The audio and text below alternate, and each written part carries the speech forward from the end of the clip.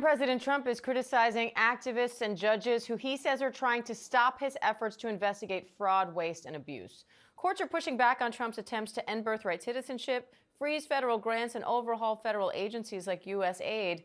Now some fear a showdown between the top levels of the executive and judicial branches. Let's bring in ABC News senior Washington reporter Devin Dwyer for more on that. Hi, Devin. So federal judges keep telling the Trump administration that essentially they can't just cut off funding Congress has already approved or shut down federal agencies because there are procedures they have to follow. Trump and Musk, though, say these federal judges are being corrupt. What options does the Trump administration have if a judge tells them they can't shut down an agency?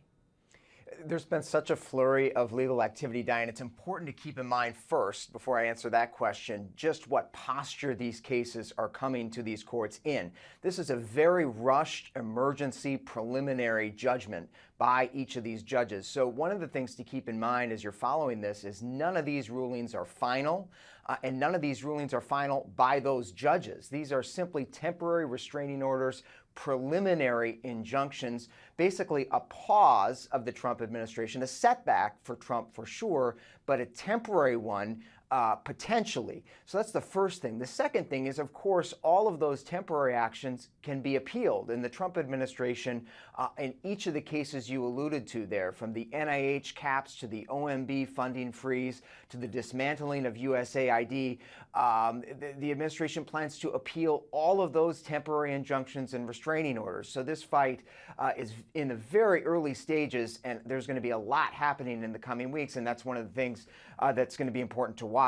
Not only will these judgments be carried out further in the district courts, but they'll be judged in the appeals court and very likely in the next few weeks the Supreme Court, Diane. And Devin, Chief Justice John Roberts released a statement on New Year's Eve saying that attacks on federal judges and open defiance of their rulings will not be looked upon favorably. He was directing that at the administration and Congress, among others. How significant is that warning now in the context of everything that's happening? It's fascinating. The Chief Justice of the United States, who was, of course, appointed by George W. Bush, a Republican, a conservative diehard, John Roberts, doesn't speak publicly often, Diane. He does release this statement at the end of the year every year.